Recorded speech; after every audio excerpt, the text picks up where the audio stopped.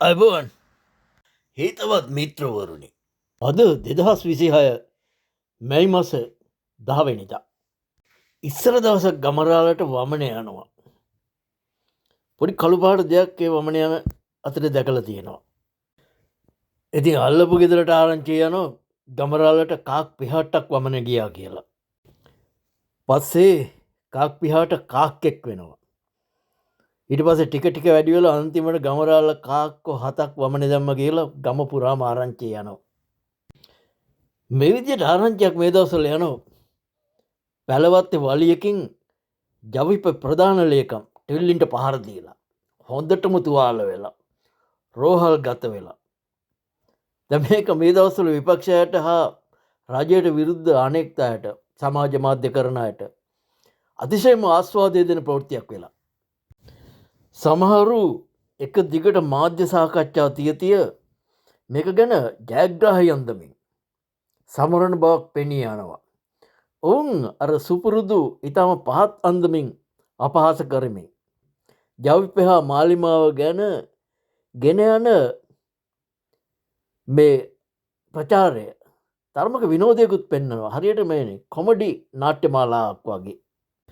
මේකේ අර කතාව ආරම්භ වෙන්නේ උවිඳු කුරුකුළු සූරිය කියන මේ රාවය පුවත්පතේ කාලයක් වැඩ කරපු අනුර ටෙල්වින් ඇතුරු ජවිපේ නායකයින්ගේ සමීප මිත්‍රයෙකු වන පුද්ගලයෙකු විසින් දමාපු ෆේස්බුක් පෝස්ටුවකින්. එය ඇත්තටම මේ ජවිපේ හෝ මාලිමාව ගැන සඳහන් කරන්නේ නෑ. නමුත් පෝස්ටුව දාන්නේ සිදුවෙච්ච පහරදීම ගැන හා එය ඛේදජනක බව පවසමින්. පස්සේ ඔහු වෙනත් පෝස්ටුවකින් එක නිවැරදිත් කරනවා මේක ජවිපේ ගැන කරපු දෙයක් නෙවෙයි කියලා. උවිඳ ගැන යමක් කිව යුතුයි. කාලයක් රාවය පුවත්පතේ සේවය කළ මේ පුද්ගලයා දේශපාලන රැකවරණ පතා රටවල් කීපයක ගත කර බව කියවෙන අතර දැනට එංගලන්තයේ ජීවත් වෙන්නේ. ඔහු බොහෝ කාලයක් ජවිපේ හිතවාදීව සිටිය වගේම මාලිමාව ආණ්ඩුවක් ලබා ගැනීමට සමත් වේවියයි කවදාත් හිතුවේ නැති වෙන්න පුළුවන්. ඒකින්ද තමයි මාලිමා ආණ්ඩුවක් පිහිටවීමත් සමග තමන්ගේ මිතුරන් රජයේ ප්‍රධානීන් වීම සමහර විට ඔහු තුල අධික ඊර්ෂ්‍යාවක් ඇති කළා වෙන්න පුළුවන්.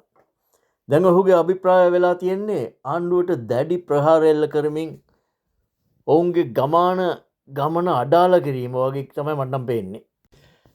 දැන් මේ කටකතාව පැතිරුණාට පස්සේ තරුණ මාධ්‍යවේදියෙකු විසින් මෙහෙවන ප්‍රකම්පන නැමැති YouTube නාලිකා වැඩසටහනකට ටිල්ලන් සිල්ලා සහභාගී වෙනවා දක්නට ලැබුණා. ඔහු දිහා බලනකොට නම් ඒ වගේ කිසිම පහර කෑමකට ලක් වූ බව කිසිසේත්ම හිතා ගන්න පුළුවන් කමක් නැහැ. එහෙම දෙයක් දකින්න ලැබුණේ නැහැ. අනෙකුත් ඔය පාදර දේශපාලන පක්ෂ වගේ නෙවෙයි.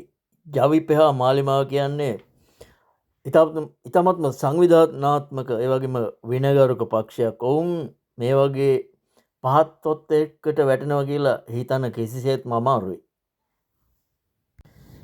ඒ කොහොම වුණත් දරුණු අපරාධ වංචා මිනිමැරුම් චෝදනා එල්ල වෙලා ඉන්න නඩුවලට මුහුණ දෙමින් ඉන්න මේ විපක්ෂ දේශපාලඥයින්ට නම් මේ වගේ මාලිමාවට එරෙහිව ගේන ඕනෑම පුවතක් රස බොජුනක් බව පේනවා. ඒ වගේ කටකතා තලු මරමින් රස විඳින එක ඔවුන්ගේ පුරුද්දක් වෙලා. මේ වගේ කටකතා ඉස්සරහට තව තවත් ඇහෙන්න පුළුවන්. එක අතින් විහිළු රසය පිරි මේ නාටකංකාරයන්ගේ නාට්‍ය ඉතින් අපිටත් තියෙන්නේ රස බල බල hina වෙන්න. එහෙනම් ප්‍රිය හිතවතුනි සමුගන්නයි සූදානම. නැවතත් මේ වගේ වැඩසටහනකින් ආයෙත් හමු වනතුරු ආයිබෝන්.